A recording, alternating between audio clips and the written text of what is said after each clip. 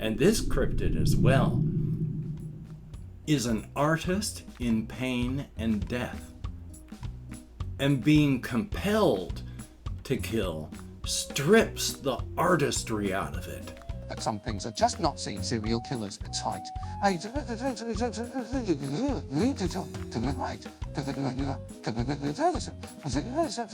howdy, Nearly Senior Citizen here. Greetings, boys, girls, and all of our non-binary friends, and welcome to this, a brand new day, son of a gun. It was cool-ish yesterday. Definitely a good thing. I slept pretty good. Thumbs up for that. It is gray and diffuse outside, likely to be cool today as well. Definitely a thumbs up after the heat wave we had. The air is still not wonderful. I'm wheezing more than I would like, but hey, life is life. You deal with what you gotta deal with. I watched, there's this one TikTok fellow who eats bones, like will eat all the bones and things. And people are horrified and grossed up, but the guy's not actually wrong to eat bones. Bones have lots of good nutrients in them. I'm just worried about what it does to his teeth, but he's not wrong to eat bones. And hey, front loading of videos, if you could toss me a like, that'd be cool. If you could subscribe to the channel, that'd be awesome. If you could leave me a comment, that would be double plus good. And I'd like to thank each and every one of my Patreon patrons, these literally beautiful and literally awesome people who are, in fact, literally beautiful and literally awesome. They help to keep me and my pets alive. I appreciate that to no end. My little hamster appreciates that as well. Can't speak English, but I can speak English for him. If you would like to help me out and become a patron, there are links in the video description. If you'd like to help me out without sending money through the patronage, I do have a PayPal. If you'd like to help me out without sending money at all, there's an Amazon wishlist link, so thumbs up for that. But yeah, the guy who eats bones, he's not wrong to do that. As stated, I worry about what it does to his teeth. But even herbivores will eat bones. When lions or hyenas and stuff are done eating an animal, there's always bones left. And that's when the herbivores come by. And you'll find the giraffes and stuff chewing on ribs and stuff to get the nutrients out of the bones. There's nothing wrong with it. He's not wrong to do it. I just worry about his teeth. So thumbs up for that. And on that note, yeah, I didn't do a whole lot yesterday. I hate to say it. I don't know what happened, but I didn't get a ton done. And that's somewhat disturbing. I may have to try and increase the dosage of my Wellbutrin for both the ADHD and the depression, because it takes like 6 weeks to get the full antidepressant effect from antidepressants. So I haven't even gone a month yet on Wellbutrin, so I can't complain too much. So I do get a strong slow down of time after the first hour, 2 hours, for an hour, 2 hours after I first take it. And that's nice. And that'll sometimes last for hours. And, a very good thing. But yeah, so I went just on walkies last night. I just played some video games. I listened to music and just the such. I'm very unfocused today as well. My sincere apologies. But taking a look at my list down on here, oh yes, there is one thing. Up in the corner there was one of those little body gangly leg spiders that was protecting her egg sac. It hatched. There's a whole bunch of baby spiders up there. They're likely all just going to die up there. I mean, there's not a lot of bugs that actually make it in through the window. I mean, there are a fair amount. If you look up on each of the corners of here, there are like mass bugs caught in spider webs that I need to clean up. But that takes down the webs where spiders are still living. And I like the spiders there. So I've got bug-clogged spider webs in some of my corners. When they get abandoned long enough, then I clean them up. And then I clean up the little bodies that they'll get rid of when the stuff gets too full. So, but I just thought it was cool. I like the fact that there are little baby spiders up there. They don't have as many as the outdoor spiders. Outdoor spiders have a ton of spiders in a web, in their egg sac. I mean, there's a frightening amount of spiders that burst out of one of the egg sacs in a garden spider. But here, it's like 15 or 20 little gangly leg spiders. It's not a ton of them, like, 50 or 60. It's just like 15. They're cute. When they're really, really tiny, they're cute. So thumbs up for that. I mean, like I say, they're likely all just gonna starve. It happens. When I look back in that closet, because I rarely go back in the closet, I am out of sight, out of mind because of my ADHD. It is always choked with webs and just all sorts of dead baby spiders up in the corners. It happens. Past that, still just existing. Things are happening. I don't know what's going on with the poor guinea pig that my housemates have. I've been having to give the guinea pig water, and I've been feeding it when I can. I don't know what's happening. There's some sort of drama going on where they're paying attention to everything but the guinea pig, so I'm trying my best, but I can't afford to buy food for the guinea pig, so I'm gonna have to ask them what's going on. But I just thought I'd mention that. It's not mistreated in any way, shape, or form. Don't get me wrong there. They do like their guinea pig. It's just right now there's drama that's pushing stuff out of their heads. So, it happens. Oh, and I've got an appointment at the VA this Friday, so hopefully I'm going to be able to make it, because the person who was going to give me a ride, her husband has an appointment in Seattle, which is a long distance away, and they're staying overnights, and I don't know if I got a ride on Friday, which would be the second time I would have had to cancel. So this whole thing about getting my heart checked out and getting blood pressure medication and all that, this already been 4 months since I've been supposed to do it. So I would hate that this is going to get canceled again. Hopefully I'm going to find out today. Life is life. So, past that, still exercising, do the best that I can when I go out on my walkies.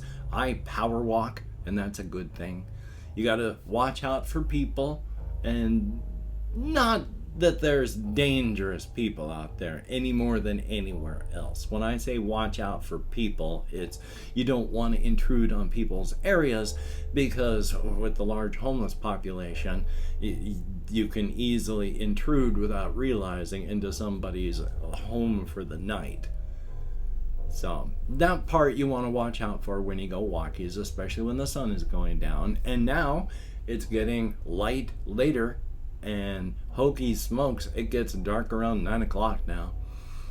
I want the sun to come back, but not the heat. Yay. Past that, I'm just going to have to talk about some various things. I don't have to, I choose to. Various things about the setting that I've got, my creative writing project, and the like. There's a whole bunch of deeper things that I want to mention, but there's also a bunch of non-deeper things. I went into pretty heavy subjects yesterday, but this part is about a cryptid situation and character that I want to work into the story.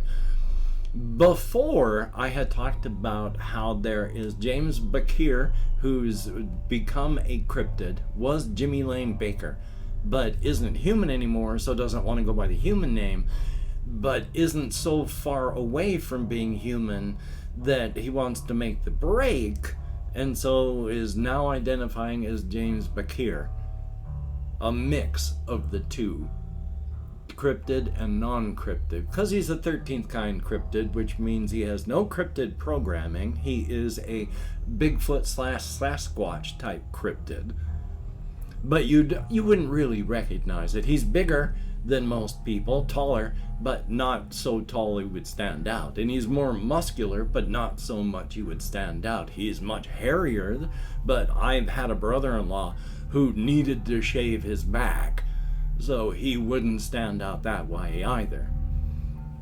But let me try and remember what I was talking about. His friend is David Aliyah Ortega, who goes by Daff as short for David, and he doesn't know that he's a cryptid and discovers it during his time with his friend James Bakir. They go to a hypnotherapist so that they can find out what kind of cryptid Daff is. I started thinking a lot about this character of the hypnotherapist and what sort of person they would be, because to deal with cryptids in a hypnotherapist/therapist fashion, you'd have to have the sight in the first place. And so this therapist has the sight, can see things that other people can't, can interact with beings that other people can't, and is very glad to help, is one of those people that really likes to help. One of the reasons he became a therapist. And once his sight kicked in, when his exposure to various things from the inside made enough genes in his body express that he could see these things, he started being able to interact with cryptids. And he knows a lot. He has met, for every non-friendly type cryptid, he's met 50 or 60 happy and friendly cryptids. But as a therapist, he never sees any of the happy and friendly cryptids in his work. So he's aware that as a single guy, having been doing this work for a couple of years, he's aware that his lifespan is probably no more than 10 years or so. Because he doesn't deal, again, with the sane, undamaged cryptids in his work. He deals with the cryptids that are already, maybe they have to kill, maybe they have to kidnap, maybe they have to torture. He deals with these cryptids when they have problems and come in to deal with them. He's fully aware that these are very, very dangerous types, but he also makes no bones when he's talking with these various cryptids that come to see him and say, I know that you are a very, very powerful, very dangerous individual. I am not going to be antagonizing you in any way. We are just going to be dealing with issues and problems, so please be aware. But a lot of the cryptids that come to deal with him and their issues, they have issues because I had one cryptid that really, I like to do they talk to somebody to explain something. It's never anything that would happen in a story. They may be talking to the narrator. They may be talking to me as the writer. They may be talking to another person in the situation, but they explain in terms that they wouldn't use fully and completely why they do something. I try to put it in their words as best as possible. But this cryptid explains that a lot of them have to deal with the issue of they are compelled to do what they have to do. As a cryptid, they have cryptid programming. Some of it light, some of it heavy. Your mileage may vary. But this is just something that ruins life for them. Like this one particular cryptid who does kill would love to get rid of this compulsion to do so. The compulsion, the need to kill, robs everything of pleasure out of the act of doing it. Don't get them wrong, this cryptid loves to kill and would likely kill 95% of the way that it feels compelled to do so, even uncompelled. But it's the need to kill that robs all the joy out of it. And this cryptid as well is an artist in pain and death. And being compelled to kill strips the artistry out of it. There is no art in the compulsion and need to kill. That is simple factory produced art. It's not art. If you kill without the compulsion, that is art. And this cryptid is a frustrated artist in death. what the compulsion to kill strips from them, they explain as there is a moment of simple and pure beauty in the simple snuffing out of human life. That moment of sheer, transcendent, and pure beauty. When human life ends, it is like staring into the loving and accepting face of God. A God who not only loves you in spite of you killing, but because you kill. And the need and the compulsion to kill strips that all away. There is simple and pure beauty in the snuffing out of human life. But it's all just ashes on your tongue and in your hands when you need to do this. And trying to deal with that is just grinding and depressing. Now, the therapist helps cryptids because there are no sides in this game. Even though the cryptid preys on human beings, we're all in this together. We all live on this world together. And if you are hurting, I can help. If you are in pain, I can help. And so this therapist helps integrate these cryptids back into their unified whole so they can be a complete and self-satisfied cryptid again. Sure, maybe that means they just can kill longer and more horrifically. You can't look at it that way. They are taking the being in pain and they are helping them to become integrated and useful to themselves again. A positive result for an individual may have negative results on everyone around them.